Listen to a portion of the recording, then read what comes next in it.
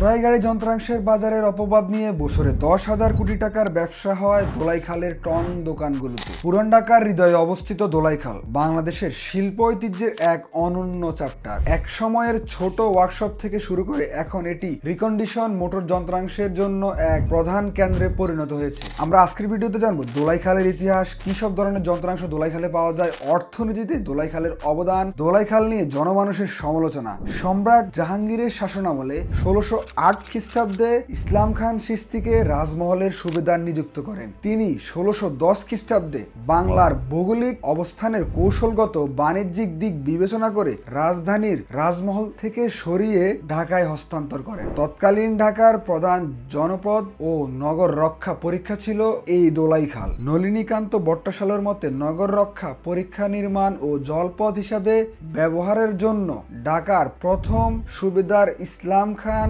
দোলাইখাল খনন করিয়েছিলেন। ক্ষুদ্র ব্যক্তিত্বের চানমাল সর্দার ছিলেন ঐতিহ্যবাহী পুরান ঢাকার নারিন্দা, ওয়ারি, দোলাইখাল, গ্যান্ডারিয়া, সূত্রাপুর, সদরঘাট, সিদ্দিক বাজার সহ আশেপাশের এলাকার সর্দার, যিনি পুরান ঢাকার উন্নয়নে তার সমগ্র পৈতৃক সম্পত্তি জনকল্যাণে বিলিয়ে দেন। 1966 সালে প্রাথমিকভাবে মাত্র 40 থেকে 50টি কারখানা নিয়েই দোলাইখালের যাত্রা শুরু হয়। দোলাইখাল প্রায় 50 থেকে 70 একর জায়গা নিয়ে বিস্তৃত। দোলাইখাল একটি বিশাল যন্ত্রাংশের ভান্ডার, যেখানে সব ধরনের যানবাহনের রিকন্ডিশন প্রয়োজনীয় যন্ত্রাংশ পাওয়া যায়, যেমন ট্রাক ও বাসের parts, engine parts, gear box, brake pad, brake drum, headlight, battery, দরজা, bumper, lathe machine, press machine, ট্র্যাক্টরের স্পায়ার পার্টস, পাওয়ার টিলার, সেচ পাম্প, বলতে গেলে নাট থেকে শুরু করে সকল কিছুই এখানে পাওয়া যায়। যদি আপনার কোনো পুরনো গাড়ি থাকে, আপনি আপনার এলাকায় এই যন্ত্রাংশটি পাচ্ছেন না, আপনি অবশ্যই দোলাইখাল গেলে সেই যন্ত্রাংশটি পেয়ে যাবেন। যদিও না পান,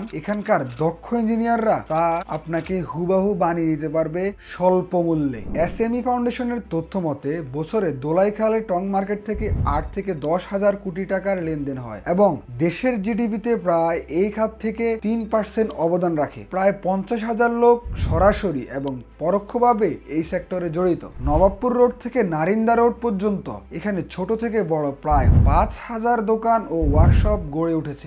নতুন যন্ত্রাংশের থেকে পুরাতন যন্ত্রাংশ বা রিকন্ডিশন পার্টস 50 থেকে 70% সাশ্রয়ী, যা গ্রাহকরা ক্রয় করতে সক্ষম।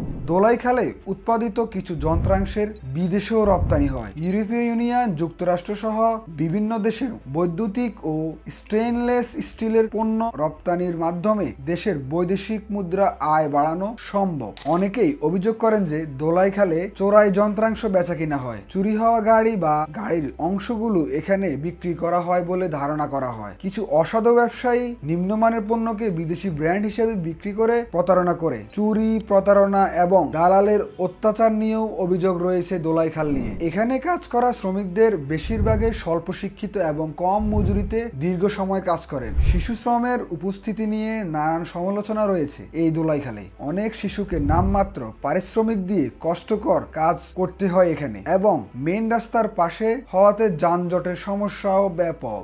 দোলাইখাল শুধু একটি বাজারই নয়, এটি একটি সম্প্রদায়, একটি শিক্ষা কেন্দ্র এবং বাংলাদেশের শিল্প ঐতিহ্যের এক অবিচ্ছেদ্য অংশ।